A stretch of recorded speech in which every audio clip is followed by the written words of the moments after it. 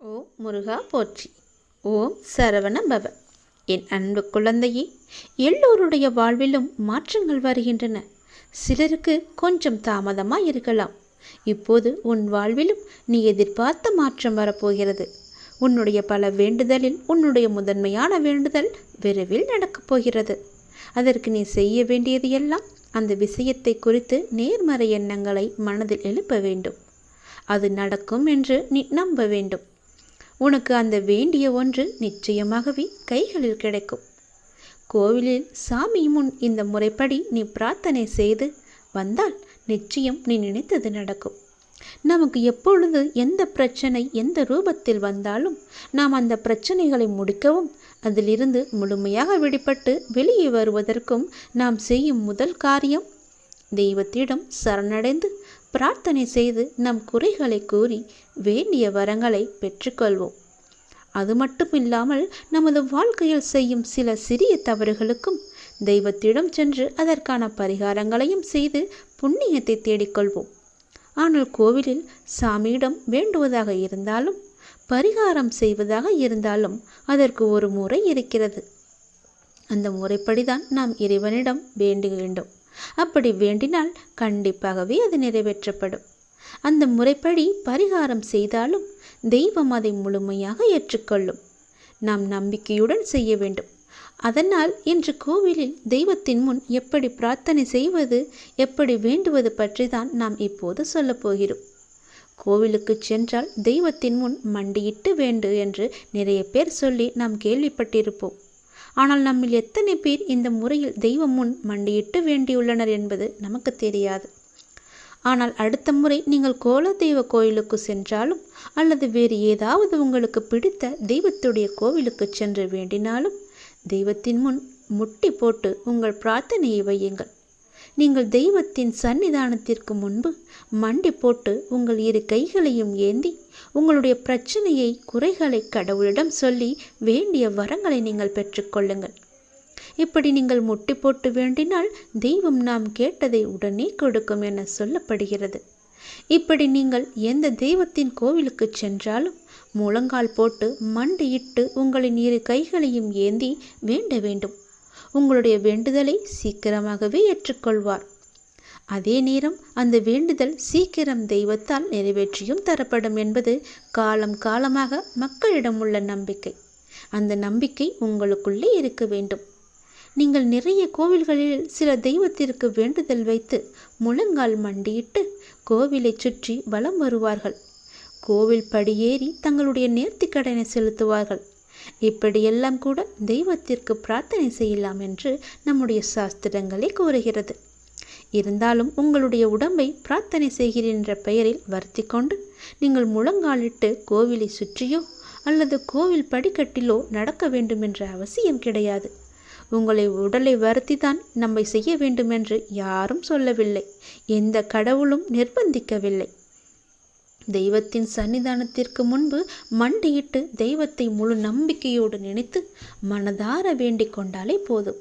நீங்கள் நினைத்தது நிச்சயமாகவே ஒரு மண்டலத்தில் நடக்கும். அதாவது 48 நாட்களுக்குள் அது நடந்தே தீரும். நீங்களும் உங்கள் இஷ்ட தெய்வத்தை நினைத்து முழு நம்பிக்கையோடு வேண்டுங்கள். எந்த தெய்வமாக இருந்தாலும் கை நீட்டி கேட்டால் கண்டிப்பாகவே கொடுப்பார். இல்லை என்று சொல்லாமல் நமக்கு அள்ளி தருபவர்தான் தெய்வம். மண்டியிட்டு கைகளை ஏந்தி கடவுளிடம் கேளுங்கள். உங்கள் பிரார்த்தனை நிச்சயம் நிறைவேறும். ஓம் சரவணபவ. ஓம் முருகா போற்றி. அனைவருக்கும் நல்லதே நடக்கட்டும். எனது மொழிகளுக்கு கீழ்ப்படிந்து நடப்பவன் நல்லவனோ கெட்டவனாக இருப்பினும் நாளடைவில் அவன் உயரிய தன்மையை பெற வைப்பது என்னுடைய கடமையாகிறது. அவனுக்கும் எனக்கும் இடையே பேதம் என்பது எதுவும் இல்லை. இப்போது அவன் பொறுப்பு முழுவதும் என்னிடமே உள்ளது. நம்பிக்கையுடன் என்னை பின்பற்றி நீ தொடர்ந்து வா. நான் உன்னிடம் பல முறை கூறிவிட்டேன், உனக்கு எது நன்மை அளிக்குமோ அவற்றை மட்டுமே நான் உனக்கு அளிப்பேன் என்று. அதை விடுத்து நான் கேட்பதை நீ ஏன் எனக்கு அளிக்கவில்லை என்று என்னிடமே நீ கோபித்துக் கொள்கிறாய். நீ கேட்பது உனக்கு நன்மை அளிக்குமா தீமையை அளிக்குமா என்று நான் ஆராய்ந்து பார்த்துதானே நான் உனக்கு அளிக்க வேண்டும். அதற்குள்ளே நீ பொறுமை இழந்தால் நான் என்ன செய்வது? உன் மீது நான் கோவப்படுவதா அல்லது பரிதாபப்படுவதா, பாவம் என்று நினைப்பதா? உன்னுடைய அறியாமையை நினைத்து நான் எப்படி எடுத்துக்கொள்வது என்று எனக்கே தெரியவில்லை. நான் கோபம் காப்பித்தால் உனக்கு என்ன ஆகும்? சற்று யோசித்துப்பார். நானே எல்லாமே இருந்து உன்னை பாதுகாத்து வந்து கொண்டிருக்கின்றேன். உன்னை கேட்டதை நான் கொடுப்பது ஒரு நொடி போதும் எனக்கு. ஆனால் கொடுக்காமல் கொஞ்சம் நேரம் காலம் தாழ்த்தி நாட்கள் தாழ்த்தி கொடுப்பது எதற்காக என்று யோசித்து பார்த்தாயா? ஒரு அப்பா தன்னுடைய பிள்ளைக்கு நல்லதுதான் நினைப்பேன். அப்படி இருக்கும்போது நீ ஏன் இப்படி அவசரப்படுகிறாய்? நீ கேட்பது உனக்கு நன்மை அளிக்கும் என்றால் அதை நான் உனக்கு உடனே தருவேன். அதில் தீமை இருந்தால் அது தீமையை எப்படி அகற்றுவது என்று பார்த்து அதற்கான ஏற்பாடுகள் செய்வேன். அது உனக்கு கிடைக்கக்கூடாது என்று நினைத்தால் அதை நான் உனக்கு தரவே மாட்டேன். அதனால் நீ அவசரப்படாதே. நானே உன் தாய், நானே உன்னுடைய தந்தை. உனக்கு நன்மையை மட்டுமே கொடுப்பவன் நான். அதற்கு சற்று காலமானாலும் நம்பிக்கையுடன் காத்திரு. அவசரப்படாதே. எல்லாம் உன்னுடைய நன்மைக்காகத்தான் உன்னுடைய அப்பா நான் சொல்கிறேன். நான் சொல்வது எல்லாமே உன்னுடைய நன்மைக்காக மட்டுமே. அதை நீ அறிந்து கொள். உன்னை காக்கவே நான் இருக்கின்றேன். காரணமில்லாமல் எதுவும் நடக்காது. எல்லா நிகழ்வுகளுக்கும் பின்னாலும் ஏதோ ஒரு காரணம் இருக்கின்றது. சாதாரண மனிதர்களாகிய நமக்கு அந்த காரணம் என்ன என்று அறிவதில்லை. ஆனால் உன்னுடைய பழனி முருகன் எனக்கு எல்லாமே தெரியும். எனக்கு தெரியாதது என்று எதுவுமே இல்லை. ஆனால் நான் உனக்கு எல்லாவற்றையும் தர மறுப்பதற்கு காரணம் அதில் உனக்கு ஏதோ ஒரு தீமை இருக்கிறது என்பதனால். நான் எல்லாவற்றையும் பார்த்து கொண்டுதான் இருக்கின்றேன். எனக்கு எல்லோருடைய பாவ கணக்கும் எது என்ன என்று எனக்கு தெரியும். என்னுடைய பக்தனின் கர்ம வினைகள் முற்றினையும் அளிப்பது என்னுடைய பொறுப்பு. நீ எப்போது என் ஆலயத்தில் படியெடுத்து காலெடுத்து வைத்தாயோ அந்த நொடி முதலே உன்னுடைய கர்மாக்களை குறைக்க நான் புறப்பட்டு விட்டேன். எல்லாவற்றையும் தெரிந்து கொண்டு நான் உனக்கு எது தேவையோ அதை மட்டுமே நான் அளிக்கப் போகின்றேன். கலங்காமல் இரு. உனக்கு வேண்டும் என்று நீ அடம் பிடிக்காதே. என் மீது கோபமும் படாதே. எனக்கு தெரியும் எதை எப்போது தர வேண்டும் என்று. நானே பார்த்து கொள்கிறேன். உனக்கு தேவையான பக்தியையும் சக்தியையும் நான் உனக்கு அளிக்கின்றேன். உன் கர்ம வினையின் பலனை பக்தனுக்கு தக்கவாறு அவன் தாங்கும் அளவை தெரிந்து நான் உனக்கு அளிக்கின்றேன். உன் கர்ம வினையின் தாக்கம் உனக்கு ஏற்படாதவாறு நான் பார்த்து கொள்கிறேன். உனக்குள்ள கஷ்டங்கள் எல்லாவற்றையும் நான் வாங்கி கொண்டு உனக்கு இன்பமான நாட்களை மட்டுமே நான் உனக்கு பரிசளிக்கப் போகின்றேன். இப்போதே என்னை ஓம் சரவண பவ என்று கூப்பிட்டு நான் உனக்கு காட்சி தருகிறேன். கடந்த 1 வருடமாக இருந்த உன்னுடைய மனப்போராட்டத்திற்கு முடிவு கிடைக்கும் நேரம் இது. நீ போகும் பாதையே சரியான பாதை. அதிலிருந்து நீ நகர்ந்து விடாதே. இந்த வழியிலேயே நீ போ. உனக்கு முன்னால் நான் சென்று கொண்டிருக்கிறேன் என்பதை மறவாமல் அதன் வழியே வா. நிச்சயம் நடக்கும் நன்மைகள் பல. நல்லதொரு மாற்றம் நிரந்தரமாக உன்னுடைய வாழ்வில் இன்னும் சரியாக 3 மாதத்தில் வரப்போகிறது. அந்த நல்லதொரு மாற்றம் நீ எதிர்பார்த்ததை விட பல மடங்கு உனக்கு சந்தோஷத்தை அள்ளி தரப்போகிறது. அல்ல குறையாத சந்தோஷம். அதை நீ அனுபவிக்கப் போகின்றாய். இது உன்னுடைய வாக்கு அல்ல, இது என்னுடைய சத்திய வாக்கு. உறவுகளில் உள்ள நிலையாமையை நீ புரிந்து கொண்டாய். உலக உண்மைகளை கொஞ்சம் கொஞ்சமாக நீ புரிந்து கொண்டாய். அடங்காத மனத்தினை என் நாமத்தால் அடங்க வைத்து நீ இப்போது பயின்று வந்து கொண்டிருக்கின்றாய். எப்போதும் நேர்மறையாக சிந்திக்க நீ பழகி கொண்டாய். இனி என்ன? ஏன் கவலை? இந்த வாழ்க்கையை கடப்பது உனக்கு எளிதாகவே இருக்கப் போகின்றது. இனி உனக்கு வழிகாட்டியாக நானே உன் கூடவே வரப்போகின்றேன். உன் கர்ம வினையை தீர்க்க வைத்து இந்த வாழ்வை நீ நிம்மதியோடு கடக்க நீ என்ன செய்ய வேண்டும் என்பதை அவ்வப்போது உனக்கு நான் குறித்து கொண்டே இருப்பேன். குறிப்பால் உணர்த்தி கொண்டே இருப்பேன். நீ தயங்காமல் முன்னேறு. நான் உன்னுடன் எப்போதுமே இருப்பேன். உனக்கு எல்லாவற்றையும் புரிய வைத்து உன்னுடைய வாழ்க்கையை செம்மையாக மாற்றி காமிக்கின்றேன்.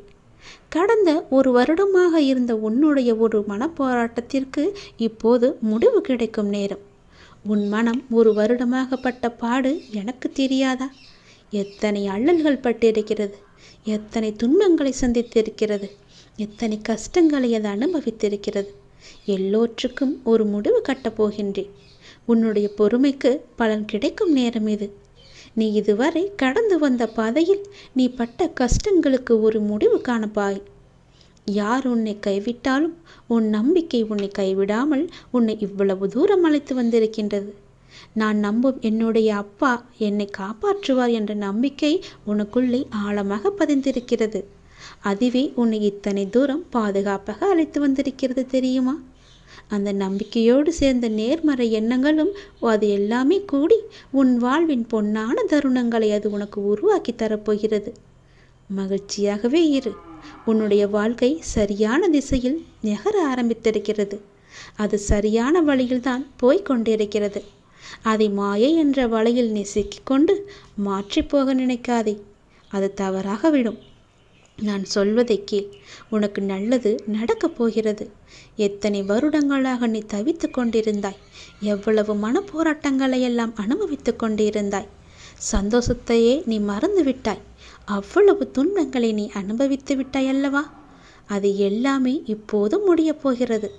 சந்தோஷமாக நீ உன் வாழ்க்கையை ஆரம்பிக்கப் போகிறாய். உனக்கு துணையாக உன்னுடைய அப்பா நான் இருக்கும்போது எதையும் கவலைப்படாதே. எதை பற்றியும் நீ சிந்திக்காதே. மகிழ்ச்சியாகவே இரு. நிறைய மகிழ்ச்சியான தருணங்கள் இனி ஒன்றின் பின் ஒன்றாக உன்னை நோக்கி வந்து கொண்டே இருக்கிறது. இதுதான் சரியான திசை.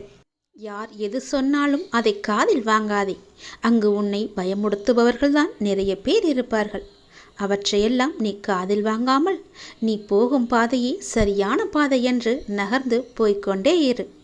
இதற்காகவும் நீ அதிலிருந்து பின் வாங்கக்கூடாது. இது அப்பன் முருகன் மீது சத்தியம். என் மீது சத்தியம் செய்திருக்கிறாய். அதிலிருந்து நீ பின் வாங்க கூடவே கூடாது. இடம் நான் பேச விரும்புகிறேன். மிக முக்கியமான விஷயத்தை நான் உன்னிடம் பேச வேண்டும்.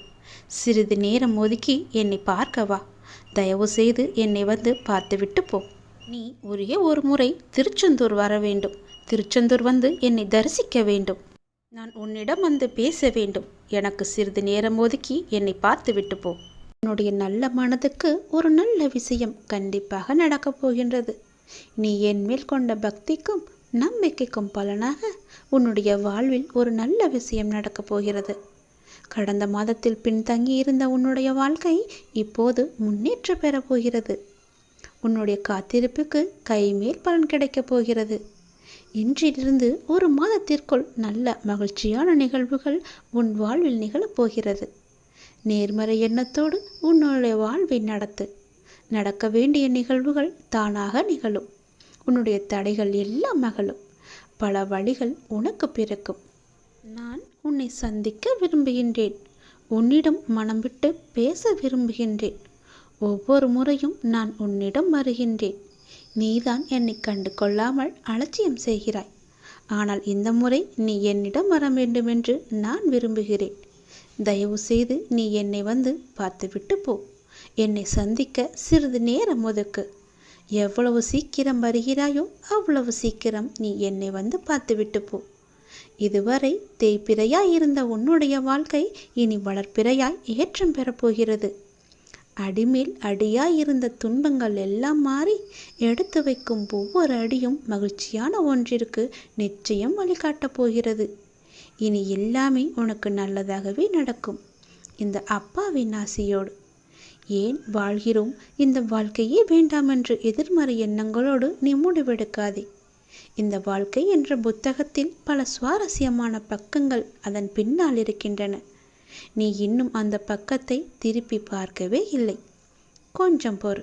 பல மகிழ்ச்சியான தருணங்கள் அதில் இருக்கின்றன. அதை மட்டும் பார்.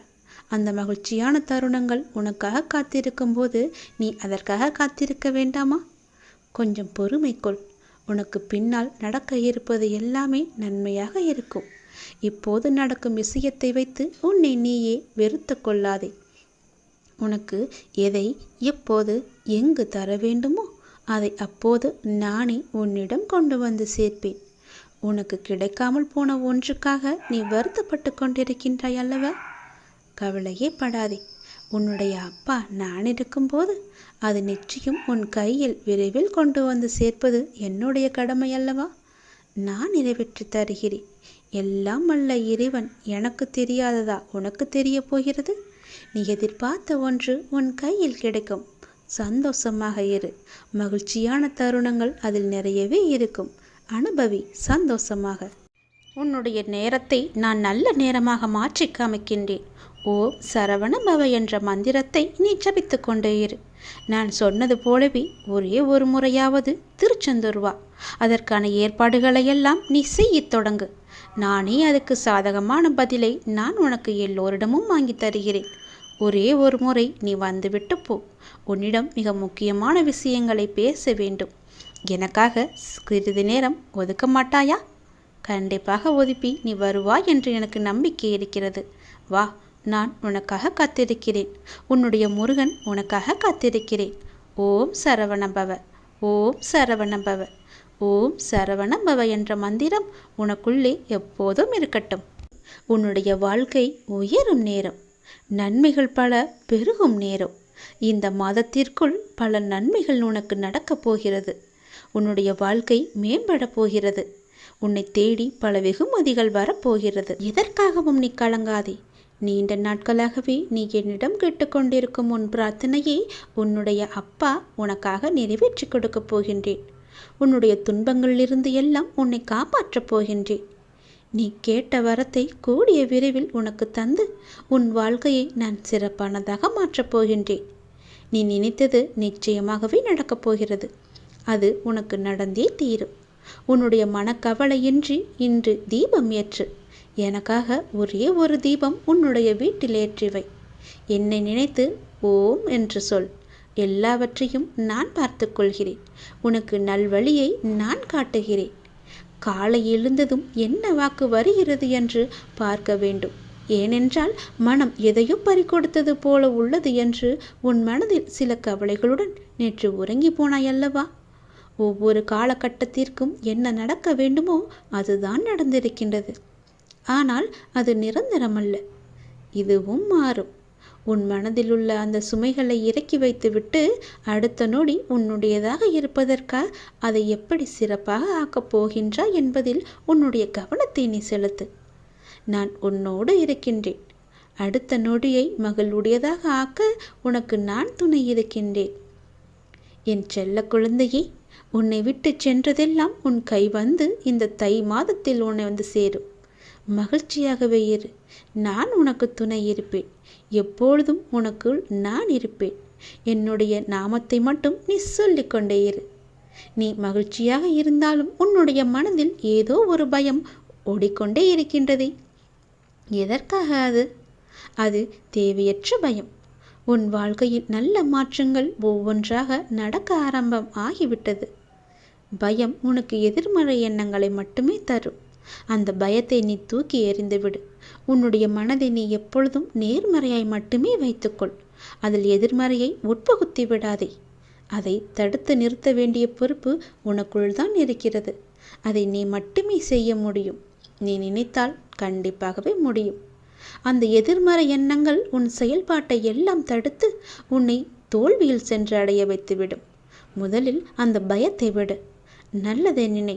உனக்கு நன்மைகள் மேலும் மேலும் பெருகி கொண்டே இருக்கும். உன்னுடைய வாழ்க்கை உயரும் நேரம் இது. நீ வாழ்வை எப்போது குறி சொல்லாமல் ஏற்றுக்கொண்டாயோ, வினையை எப்போது நீ புரிந்து கொண்டாயோ, அப்போதே பல மாறுதல்கள் எல்லாம் உன்னுடைய வாழ்வில் நடக்க ஆரம்பித்து விட்டன. நீ விரும்பியபடி நடந்தால்தான் மகிழ்ச்சி இருக்கும் என்று நினைத்தாய். ஆனால் இப்போது உனக்கு அமைந்த வாழ்விலே நீ அனைத்து மகிழ்ச்சியையும் காண இருக்கின்றாய். இடமாற்றம், வேலை மாற்றம் என நீ எதிர்பார்த்த பல மாற்றங்கள் நிகழப்போகிறது. நீண்ட நாட்களாகவே நீ என்னிடம் கேட்ட ஒரு வேண்டுதலும் இந்த மாதத்தில் நிறைவேறப் போகிறது. மகிழ்ச்சியாக சந்தோஷமாகவே அதை அனுபவிக்கப் போகின்றாய். உன்னுடைய வாழ்க்கையானது கொஞ்சம் கொஞ்சமாக மேம்பட்டு உயர்ந்த நிலைக்கு வரப்போகின்றது. உன்னுடைய வாழ்க்கையின் தரம் உயரும் நேரத்தை நீ நெருங்கிவிட்டாய் அல்லவா? அதனால் பல நன்மைகள் உன்னை வந்து சேரப்போகிறது. இந்த மாதம் முடிவதற்குள் அதற்கான பலனை நீ அனுபவிப்பாய். கொஞ்சம் கொஞ்சமாக எல்லாமே நடந்து உன் முழுமையான வாழ்க்கையை நீ அனுபவிக்க நீ உன்னை தயார் செய்து கொள்ள வேண்டும். சந்தோஷத்தில் நீ துள்ளி குதிக்கப் போகின்றாய். என்னுடைய நாமத்தை நீ சொல்லிக்கொண்டே இரு.